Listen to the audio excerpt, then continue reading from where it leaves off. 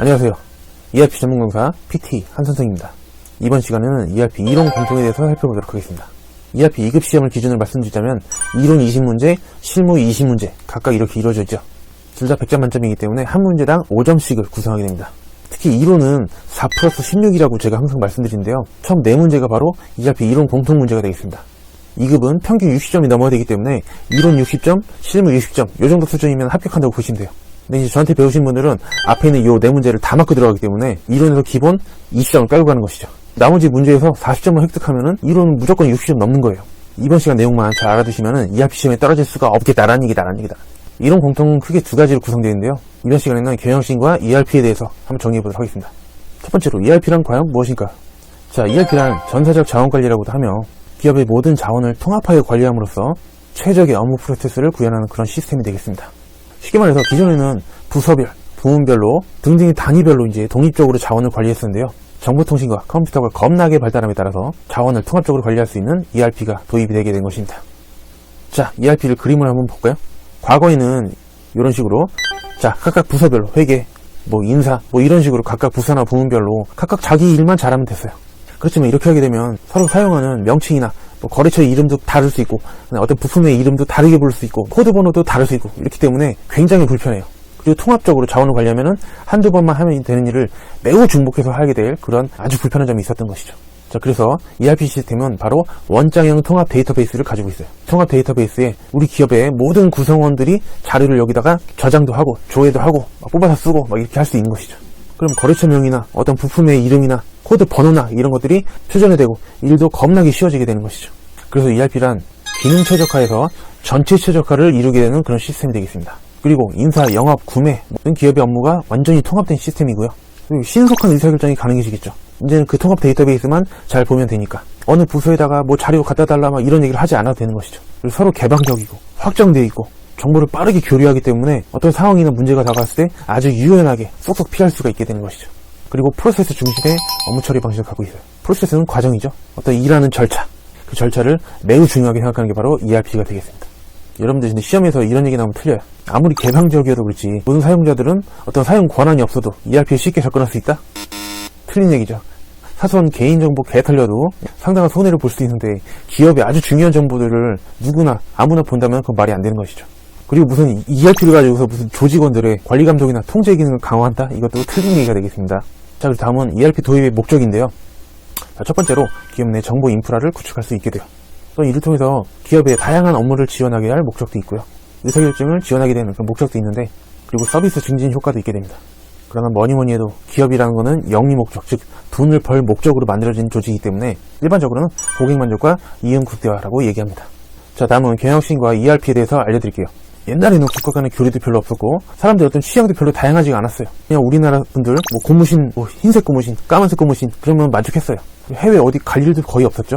그러나 이제는 국가 간의 교류도 굉장히 활발하고 사람들의 어떤 취향이나 개성도 굉장히 다양하고 복잡하게 됐죠. 옛날에 처음 고무신이 나왔을 때는 만들면 다 팔렸어요. 그러나 대공황이 오면서 이제는 그런 시대가 아니게 된 거죠. 그런데 경영혁신 운동이 일어나게 되는데요. 우리 시험에서 가장 중요한 걸 뽑으라면 BPR을 뽑을 수 있어요. 비즈니스 프로세스 리엔지니어링, 줄여서 리엔지니어링이라고도 부르기도 해요. 옛날에는 잘못된 부분이 보이면 조금만 고치자, 요거만 고쳐, 요거만 좀 고치자 이런 게 일반적이었는데 BPR이라는 거는 완전히 기업 전체로 완전히 갈아엎는 거예요. 논밭을 갈아엎듯이 완전 제로 베이스 시작해서 새롭게 급진적이며 혁신적으로 완전히 기업 전체 체질을 갈아엎는 게 바로 BPR이 되겠습니다. 다운사이징, 기업의 크기가 크다고 꼭 좋은 건 아니에요. 거기 불필요한 요소들이 굉장히 많을 수 있거든요. 그래서 스펀지를 딱 누르듯이 구멍난 부분 다 빼버리고 사이즈를 줄이면서 동시에 불필요한 부분들은 아웃소싱, 즉 쉬운 말로 외주를 준다고 생각하시면 돼요. 그래서 우리 회사의 핵심 역량에만 딱 집중하고 필요 없는 부분들은 아웃소싱하고 그런 것들이죠. 그리고 또 다른 경영혁신 운동 중에 하나는 JRT라는 게 있어요. Just in Time이라고 해서 적시 생산 방식이라고 불러요. 여러분들 재고가 많으면 좋을까요? 나쁠까요? 여러분들 재고는 무조건 최소한으로 가져가는 게 짱이에요. 일단 재고를 보관하려면은 땅도 있어야 되고 창고도 있어야 되고요. 음식 같은 경우에는 냉장이나 냉동이 필요하다면 그런 설비도 갖춰야 되고, 고장나면은 다 상해버리니까 그런 기계를 고치는 기술자들도 24시간 상주에 있어야 되고, 당연히 경비 아저씨 한 분 이상은 있어야 되고, 또 의류 같은 경우에는 또 유형이 경과하면은 또 별로 쓰잘데기 없어지고, 금속은 녹슬고 벌레나 쥐가 갉아먹기도 하고. 사실 재고는 필요악이에요. 그래서 우리 재고를 보유하지 말자, 이게 바로 JIT가 되겠습니다. Just in Time. 필요할 때마다 바로 재고를 즉시 조달해서 그 자리에 만들어서 바로 팔자는 것이죠. 자, 최초에 이런 얘기가 왜 나오게 됐냐. 2002년도에 우리나라에 큰 행사가 하나 있었죠. 바로 월드컵이죠. 그때 저는 뭐 개인적인 사정이 있어서 잠깐 어디 좀 들어가 있었는데요. 물론 빵에 갔다 온 건 아니고요. 아무튼 그때 굉장히 유행하던 것 중에 하나가 빨간색 티셔츠, 사람들이 그렇게 많이 입고 다녔더라고요. 근데 옛날에 아무 생각 없이 생산하던 때는 이랬어요. 자, 소비자들이 자, 우리가 티셔츠 500벌이 필요하니까 500벌만 좀 주세요 라고 소매상한테 주문을 넣죠. 그럼 소매상은 생각하겠죠. 야, 요새 월드컵 인기에다가 나는 한 700장 정도는 그래도 갖다 놔야겠다. 도매상한테 700벌을 주문하죠. 도매상은 야, 인기 많다. 1000장은 갖다 놔야겠다. 마지막으로 생산자, 공장에 가면은 야, 공장 더 돌려. 1500장 만들어야 돼.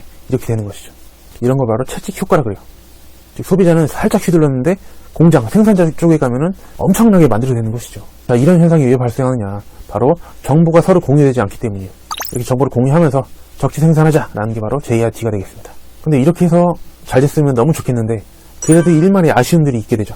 그래서 등장한 게 바로 ERP가 되겠습니다. 자, 다음으로는 우리 ERP도 하늘에서 뚝 떨어진 게 아니라 어떤 발전 과정을 거쳐오게 되는데요. 거기에 대해서 한번 살펴볼게요.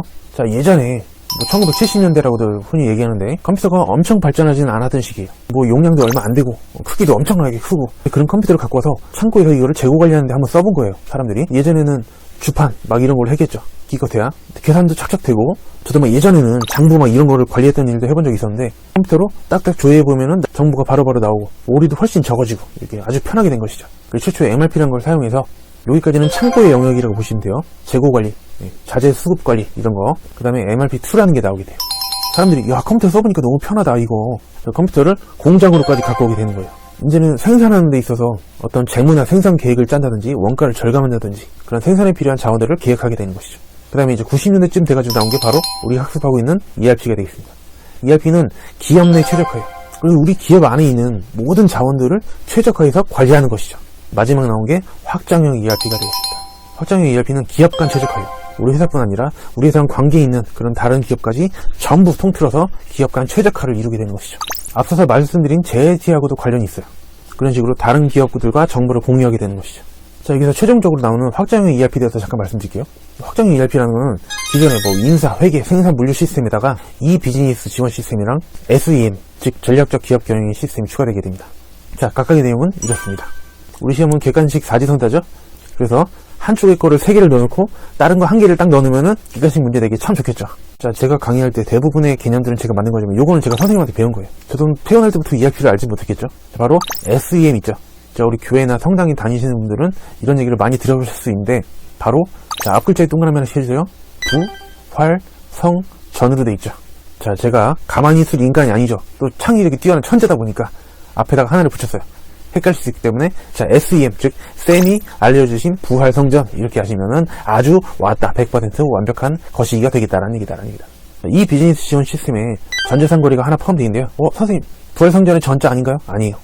그거 하나만 잘 체크하시고 그거를 빼버리시면 되겠습니다.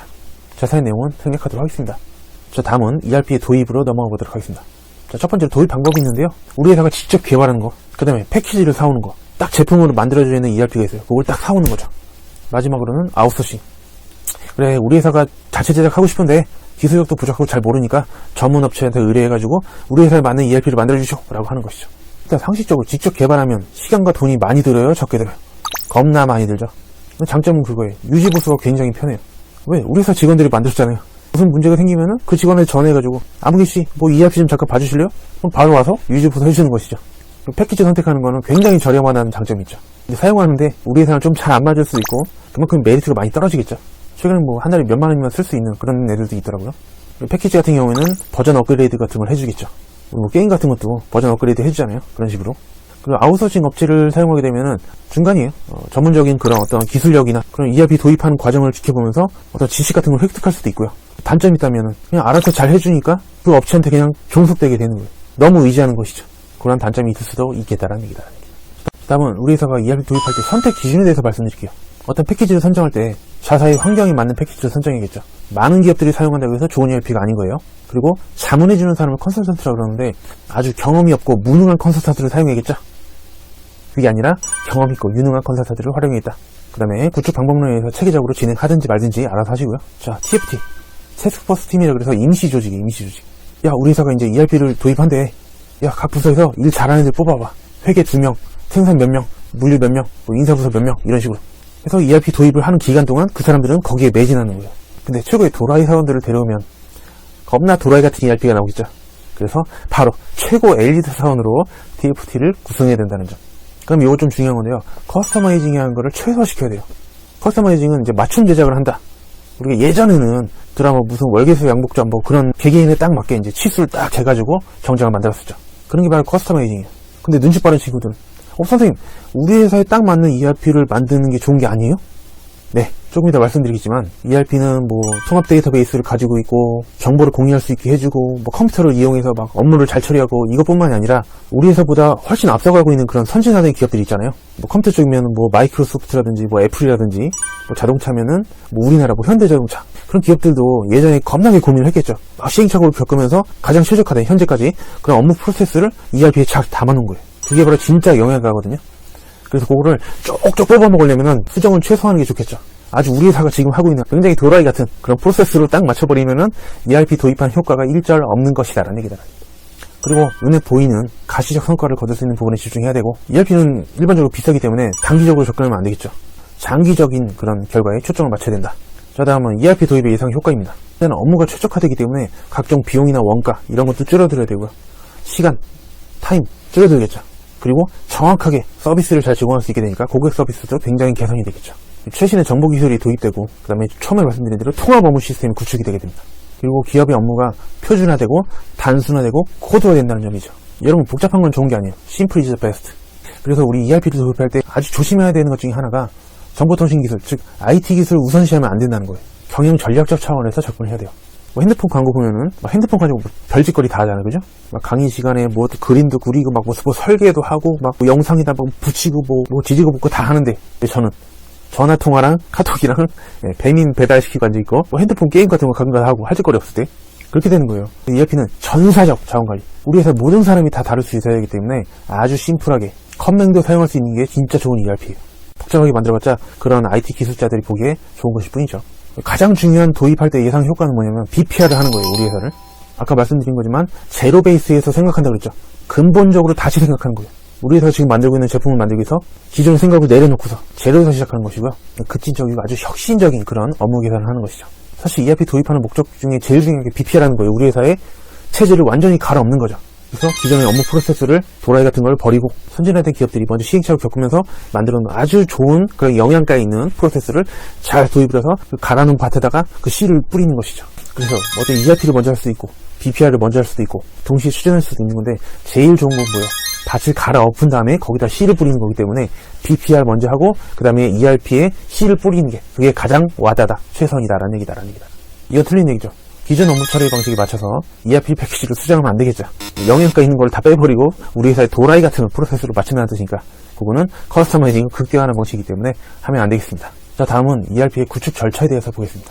4가지 과정을 거치게 되는데요. 요게 아주 쉽게 나면 우리 객관식 자기선인데 얘네들을 막 섞어서 틀린 거 3개 놓고 제대로 된 거 하나 해가지고 걔를 정답으로 하게 나오고요.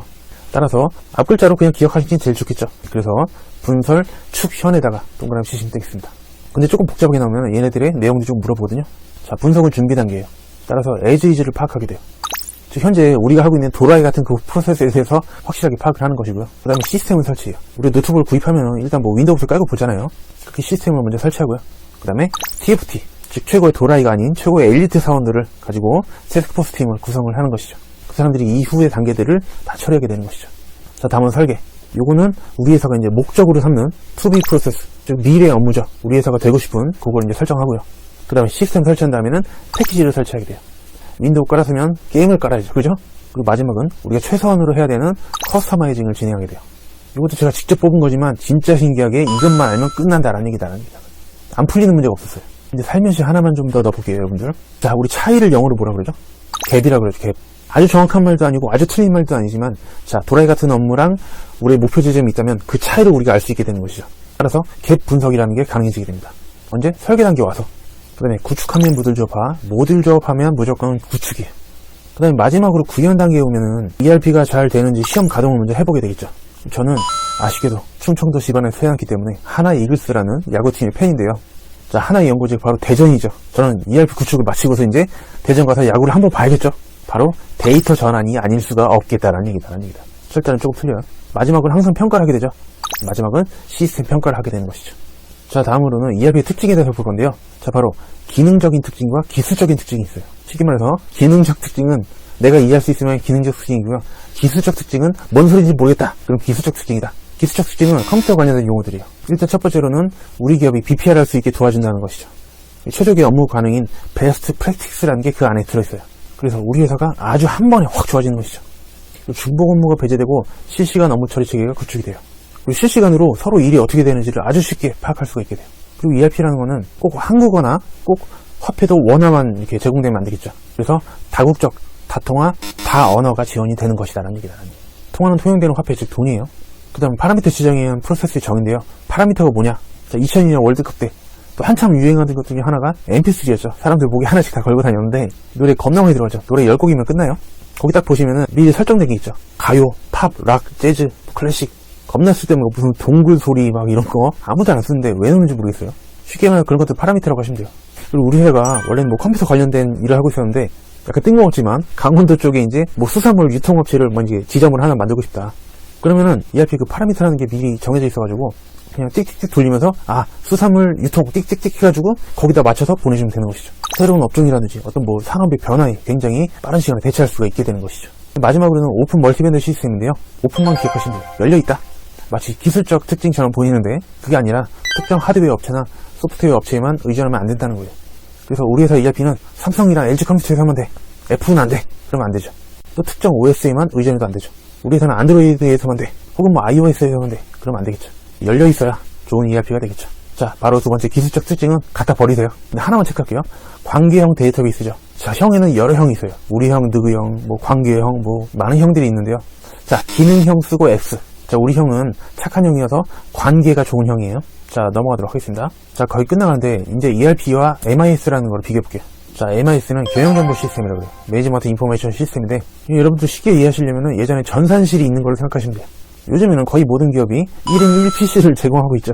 예전에는 회사에 전산실이 있어가지고 필요한 게 있으면 거기 가서 작업하고 나오고 예전에는 그랬거든요. 일단 ERP는 전체 최적화가 가능하잖아요. 그러나 MIS는 내가 하는 일밖에 몰라요. 그죠? 그래서 부분 최적화밖에 이룰 수가 없고요. 그리고 ERP는 수평적인 업무 처리가 가능해지게 됐죠. 근데 MIS는 수직적 업무 처리를 하게 돼요. 그리고 ERP라는 거는 굉장히 개방적인 형태를 가지고 있고요. MIS는 굉장히 폐쇄적이죠. 그 다음에 ERP는 방금 전 말씀드린 대로 관계형 데이터베이스를 채택하고 있죠. MIS는 그지 같은 그 디스켓이라고 했는데 그 디스켓 들고 다니면서 그지 같은 파일 시스템을 가지고 있죠. 자, 마지막으로 두 가지만 유의할게요. 바로 일을 처리하는 방식이 있어서 ERP는 분산 처리할 수 있는 구조예요. 자, 기억하세요. 1인 1PC. 정확하게 말하자면 동시에 통합할 수 있는 시스템이에요. 근데 MIS는 전산실에 와야 되기 때문에 중앙 집중식 구조를 가질 수밖에 없는 것이죠. 마지막으로 이것도 주의해주세요. 자, 의사결정 방식 탑다운 있고 바텀업 이렇게 두 가지가 있는데요. ERP가 바텀업일 것 같은데 아니에요. ERP는 진정한 의미의 탑다운을 가능하게 해주는 것이죠. MIS는 각 사원들이 각각 자기만의 디스크를 들고 다니면서 자기들만의 업무 영역이 있는 거예요. 그래서 의사결정할 때 바텀업의 그런 개념을 가지게 되는 것이다라는 얘기다라는 얘기다. 자, 마지막으로 ERP를 위한 교육 지침을 살펴볼게요. 이것도 너무 뻔한 건데요. 다양한 교육 도구를 이용하면 좋겠죠.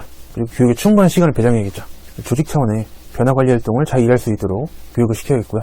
또한 ERP는 프로세스 중심이기 때문에 비즈니스 프로세스에 초점을 맞춰야지 무슨 거지 같은 트랜잭션 이런 건 갖다 버리세요. 그리고 당연히 일시적인 교육이 아니라 지속적으로 교육을 해줘야겠죠. 그리고 자료의 정확성을 위한 철저한 관리가 필요함을 강조를 해야겠죠. 마지막으로 ERP는 전사적 자원 관리이기 때문에 최고 경영자를 비롯해서 모든 임직원이 관심을 가질 수 있도록 그렇게 교육하는 것이 좋겠습니다. 여러분들께 많은 도움이 되었을 거라고 생각되고요. 좋아요와 구독 한 번씩 부탁드리도록 하겠습니다. 친구들 안녕.